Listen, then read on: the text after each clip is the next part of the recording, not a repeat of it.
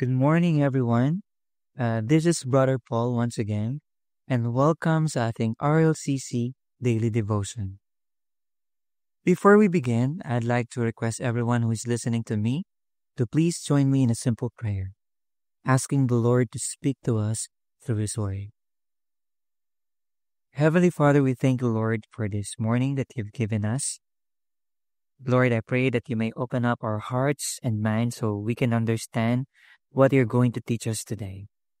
I pray, Lord, that you may use me as your instrument because apart from you, Lord, I can do nothing.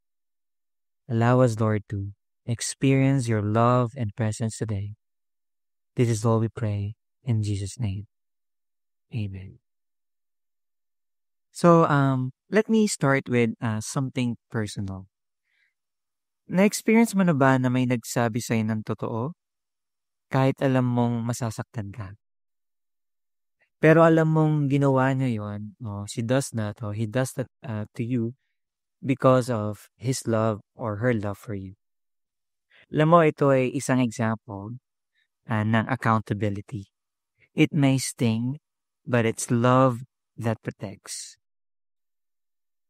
In our world today, many avoid correction. Sinasabi ng iba, don't judge me. Ako to Kailangan tanggapin mo ko. But biblical love is not just about acceptance. It's also about responsibility to help each other grow. Sabi nga sa Proverbs chapter 27 verse 6, wounds from a friend can be trusted, but an enemy multiplies kisses. Ang ibig sabihin nito, minsan mas madali or minsan mas mahal ka ng taong nagsasabi sa iyo ng totoo kesa sa taong laging pumupuri pero hinahayaan kang maparibara o magkamali. So I don't think that's real love. Okay? So in Galatians also, chapter 6 verse 1, paalala ni Paul sa Galatian church na if someone is caught in a sin, you who live by the Spirit should restore that person gently. Ang tunay na pagmamahal ay hindi tahimik kapag may mali. It doesn't tolerate what destroys. It seeks to restore what's broken, always with gentleness and grace. So today, as we open God's Word, let's discover how grace-filled accountability builds up the church and reflects the love of Christ in us and through us. So Paul talks about this kind of love in his letter to the Romans. So our scripture or our passage for today is based on Romans chapter 14, verses 13 to 15.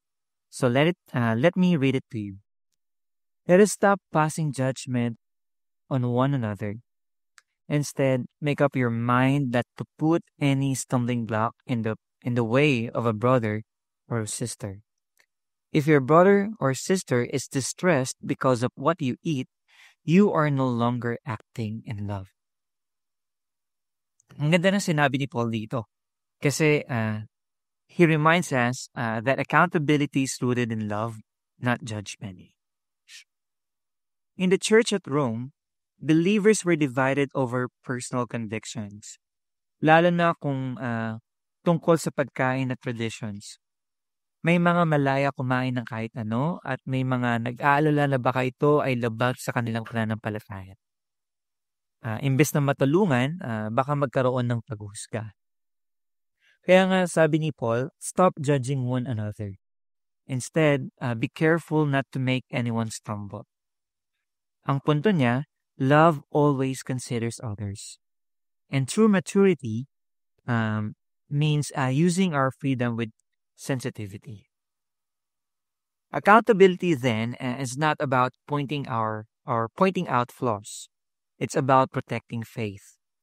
When we lovingly confront a brother or sister, it's not to condemn, but to care.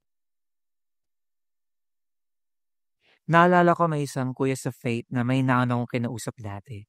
Nakita niya akong nagbibiro na hindi nakaka-glorify kay God. Hindi niya ako pinahiya. Lumapit lang siya at sinabi, bro, remember who you are in Christ. Simple pero tumagos. That gentle reminder brought me back to truth. then I will consider that as grace-filled accountability. It doesn't crush me, but it corrects me. It doesn't put me into shame, but it shapes me. And it doesn't push me away, but it pulls me closer to God. At kung isipin mo, ganyan din ang ginagawa ni Lord sa atin. He corrects us not to humiliate, but to heal. Hebrews chapter 12 verse 6 says, "The Lord disciplines those He loves." Ang correction niya ay tanda ng kanyang pag-ibig, hindi galit. So kapatid, kung may kailangan kang kausapin, do it in love. At kung may taong nag-correct sa'yo, tanggapin mo ng may kababaang loob. Because that's how God grows His family, through loving, grace-filled accountability. I hope may natutunan ka ngayong araw na ito sa ating devotion. Just always remember na God loves you and He wants you to grow. Kaya let's keep on holding each other accountable. Let's correct one another in gentleness and in kindness and in grace. Ano na kapag ginawa natin yon, we will always please the Lord and we can always grow together as one church, as brother and sister in Christ. Let's bring our hearts before the Lord and ask for grace to live this out. Lord, thank you for the people who lovingly correct us. Help us to be humble, to receive truth and gracious when we speak it. Make us instruments of your gentle correction, not to judge, but to build up your people. Let our accountability always come from love, not pride. Thank you, Lord. This is all we pray in Jesus' name. Amen. Maraming salamat po muli sa pakikinig sa ating RLCC Daily Devotion at kita-kita po muli tayo bukas. Maraming salamat po.